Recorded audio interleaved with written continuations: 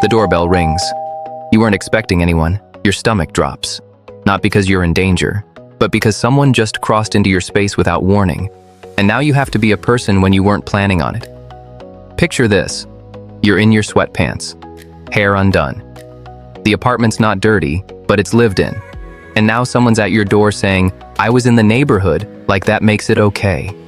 You paste on a smile, let them in, make small talk, offer water you don't want to get.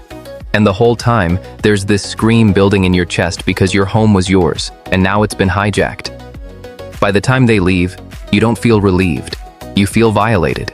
And that word feels too strong, but also exactly right. Here's what's really happening. Hating pop-by visits isn't about being rude or antisocial. It's about psychological sovereignty. Your home is the one place where you control the terms of your existence. Who's there? When? How long? What version of yourself you're required to perform? And when someone shows up unannounced, they're not just interrupting your day. They're overriding your consent to be social, and your nervous system registers that as a boundary violation even if they meant well. Let me break down the 5 mechanisms behind why unexpected visitors feel like an ambush. Number 1. Your home is your reset space, not a public venue. For most people, home is just where they live. For you, it's where you decompress, regulate, and stop performing. It's the only place where you don't have to manage anyone else's comfort or perception. When someone pops by, that function gets destroyed.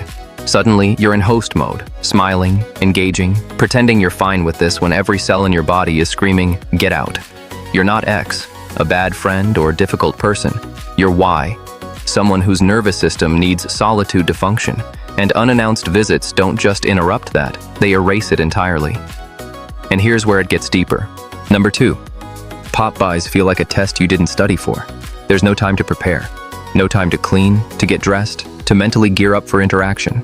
You're being evaluated in your most unguarded state.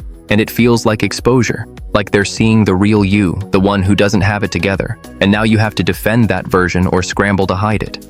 It's not about vanity. It's about control. You're not X, insecure or obsessed with appearances. You're Y, someone who needs transition time between private self and public self, and pop-bys strip that away without asking. But it goes even further than that. Number 3. Unexpected visitors force you into immediate social performance. No warm-up, no mental rehearsal, just instant engagement. And for someone whose brain needs time to calibrate socially, that's exhausting. Think of it like being thrown on stage mid-scene without knowing your lines. You can improvise, but it costs you. Every smile, every question, every nod is manual effort because you didn't have time to ease into the role. You're not X, incapable of spontaneity. You're Y, someone whose social battery requires intentional activation, and surprise visits drain it before you even knew it was on. And that's not the worst part. Number 4. Pop-bys create an open-ended time commitment you can't escape. When someone texts first, you can say, "I've got an hour." But when they're standing in your doorway, you're trapped. How long will they stay? When can you politely end it? You can't check the clock. Can't fake an excuse without seeming cold. So you sit there, feeling your energy leak out minute by minute, wondering when your space will be yours again. It's like being held hostage by politeness. You're not X, impatient or selfish. You're Y, someone who needs clear boundaries around time and energy, and unannounced visits make those boundaries impossible to enforce. And here's the real kicker. Number 5. Pop-bys communicate that your need for control doesn't matter. It's subtle, but it's there. The message underneath, "I was in the neighborhood," is, "My impulse to see you overrides your need for notice." It's not malicious, but it is a power move. It says your time, your space, your readiness are negotiable. And if you've spent your life having your boundaries overridden, that feeling hits different. You're not X, controlling or uptight.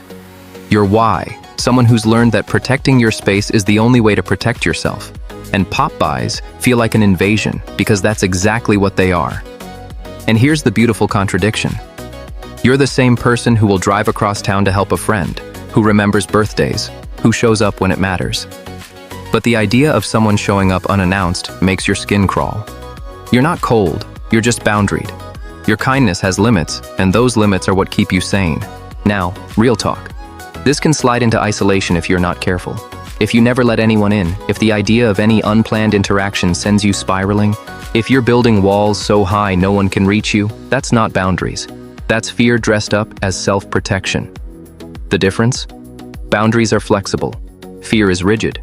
If someone popping by annoys you but you survive, you're fine. If it ruins your week, that might be worth examining. You're allowed to hate pop-by visits. You're allowed to need notice. Your space is yours, and protecting it isn't selfish. It's survival. The people who love you will text first. So here's my question. Team, text before you come over. Or team, doors always open. And if this hit, the next video is about why some people can't relax unless every surface is clean. Because if you need control over who enters your space, chances are you need control over the space itself too.